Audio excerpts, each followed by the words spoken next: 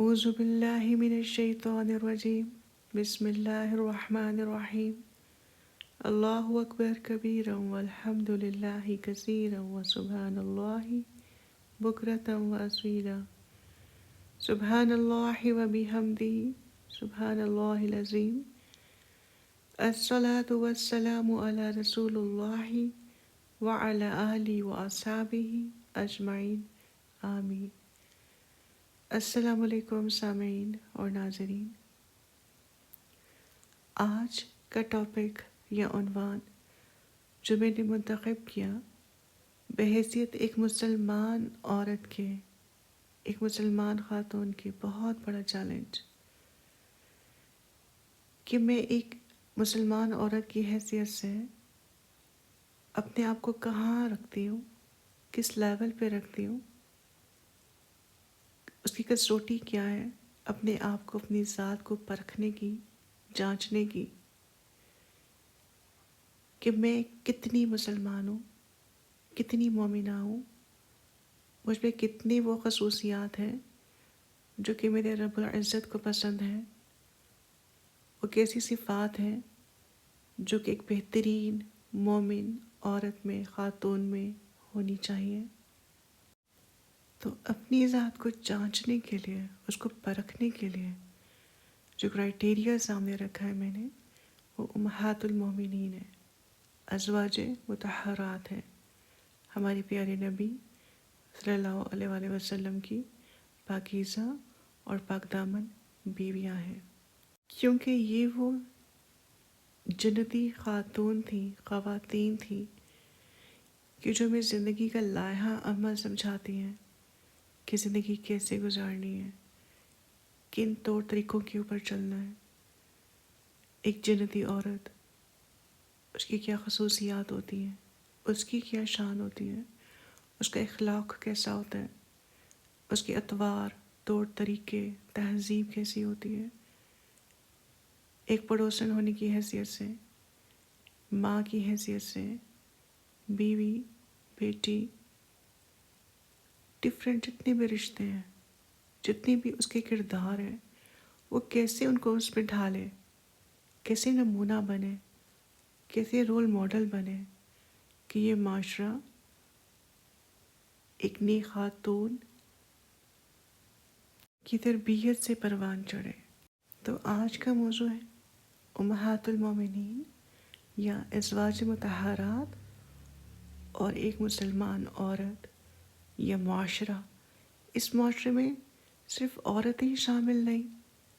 بلکہ بالعموم تمام مرد بھی شامل ہیں،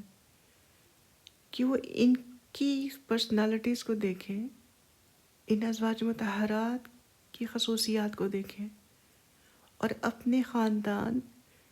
کی تربیت کریں کہ میری بیٹی کو کیسا ہونا چاہیے، میری بیوی کو کیسا ہونا چاہیے، آنے والی جو میری بہو ہے اس کے کیا طور طریقے ہونے چاہیے، میری جو آگے نسلیں پروان چڑھیں ان کا کرائٹیریا کیا ہو۔ تو یہ ایسی لیڈیز تھیں، ایسی جنتی خواتین تھیں جو کہ رول ماڈل ہے نہ صرف عورتوں کے لیے بلکہ مردوں کے لیے بھی۔ ہم سب مسلمان ہیں جو کہ نماز بھی ادا کرتے ہیں، روزے بھی رکھتے ہیں، قرآن کی تلاوت بھی کرتے ہیں، اپنی ڈفرینٹ معاشرتی تعلقات ہیں ان کو بھی نبھاتے ہیں، لیکن کس خوش اسلوبی سے نبھاتے ہیں؟ کیا وہ اس لیول کے اوپر جاتا ہے جو کہ اللہ تعالیٰ ہم سے ڈیمانڈ کرتے ہیں، جو ہم سے چاہتے ہیں؟ ہم سب نماز پڑھتے ہیں، ہمارے گھر میں اگر 10 افراد ہیں، 10 افراد نماز پڑھ رہے ہیں تو ہر ایک کی نماز ایک جیسی نہیں ہے، اس میں کچھ نہ کوئی ڈفرینس ہے، ہر کوئی ڈفرینٹ ہے، کسی کا لیول اپ ہے، کسی کا میڈیم ہے، کسی کا ڈاؤن ہے۔ تو ایسی ہی جو ہماری امہات المومنین تھیں، ان کی زندگی کے اوپر روشنی ڈالنی ہے، ان کی خصوصیات کے اوپر روشنی ڈالنی ہے کہ ان کی نماز پڑھنے کا طریقہ کیا تھا، ان میں اتنی عاجزی کیا تھی، ان کے ساری کیا تھی، وہ روزے رکھتی تھی تو کیسے رکھتی تھی، صدقہ خیرات کرتی تھی، اپنے اخلاق کا ایک بہترین نمونہ تھی، بہترین لیڈرز تھیں، ٹیچرز تھیں، ہر رشتہ بخوبی نبھانے والی تھیں۔ قرآن کی سورہ احزاب میں آیت نمبر 32 میں اللہ تعالیٰ ارشاد فرماتے ہیں، یا نساء النبی لستن کاحد من النساء، کہ اے پیغمبر کی بیویوں تم اور عورتوں کی طرح نہیں ہو،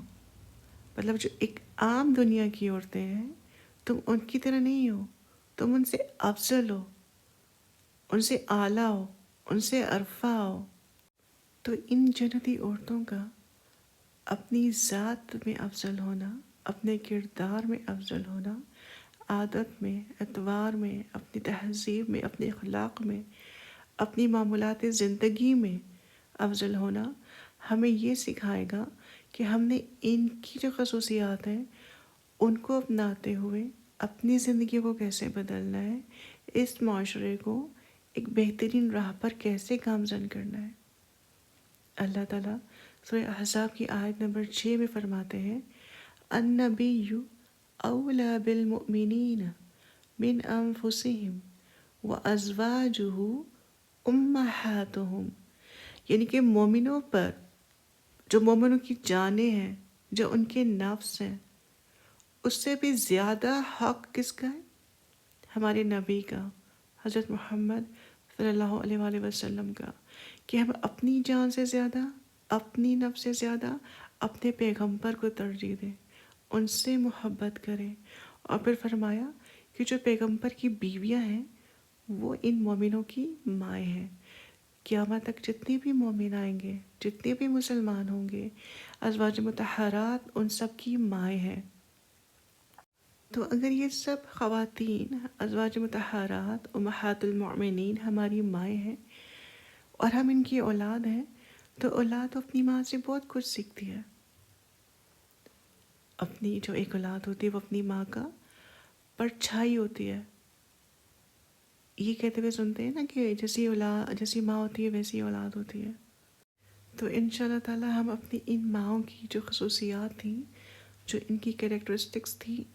ہم ان کی پر روشنی ڈالیں گے اپنے آئندہ آنے والے لیکچرز میں، آئندہ آنے والی اپنی سیریز میں، کہ ہم ان کی خصوصیات کو کیسے اپنے ذات کے اندر ڈالیں، اپنے اندر ان کو لے کر آئیں۔ جو ہماری ازواج تھیں، اللہ تعالیٰ نے ہمارے نبی کو، نبی کے لیے ان کو چنا، خود چنا۔ یہ اللہ کا حکم تھا، ان کی حکمت تھی کہ ایک پیغمبر اس کی اتنی بیویاں کیوں؟ اکثر یہ سوال، اتنی بیویاں کیوں؟ تو اس کی بہترین حکمتیں اور بے شمار حکمتیں، جن میں سے سب سے نمبر 1 جو میرے نزدیک ہے وہ یہ کہ اللہ تعالیٰ نے کس طرح سے ایک اسلامی معاشرے کو بہترین بنانے کی کوشش کی کہ جو عورتیں بیوہ ہیں، بے سہارا ہیں، طلاق یافتہ ہیں، جن کی خلا ہو گئی ہے، جن کے نہ آگے نہ کوئی پیچھے، کوئی سہارا نہیں ہے، تو ان کو مرد سہارا دیں، ان کی ذمہ داری اٹھائیں، ان کی حفاظت کریں۔ پھر اسی طریقے سے اسلام کو تقویت ملتی ہے۔ جب ہمارے نبی نے شادی کی تو اسلام کس طرح سے امن کا گہوارہ بنا، کیسے ہمارے اسلام کو تقویت پہنچی، اس کی بہترین مثال حضرت جویریہ رضی اللہ عنہا، کہ جب ان سے نکاح ہوا ہمارے نبی کا، تو نہ صرف حضرت جویریہ مسلمان ہوئی، بلکہ ان کے بہاف پہ جو ان کا ایک پورا قبیلہ تھا بنو مستلق، وہ کیسے اسلام کے دائرے میں داخل ہوا۔ تو اس طرح سے ایک حکمت یہ بھی سمجھ میں آتی ہے۔ پھر اسی طرح سے ایک اور حکمت یہ بھی سامنے آتی ہے کہ اللہ تعالیٰ ہمیں کوئی شرعی حکم دینا چاہتا تھا، یا کچھ جو رسمیں تھیں ان کو توڑنا چاہتا تھا۔ بہترین مثال زینب بنت جہش کہ وہ آپ صلی اللہ علیہ وسلم کی پھوپھی زاد بیٹی تھی،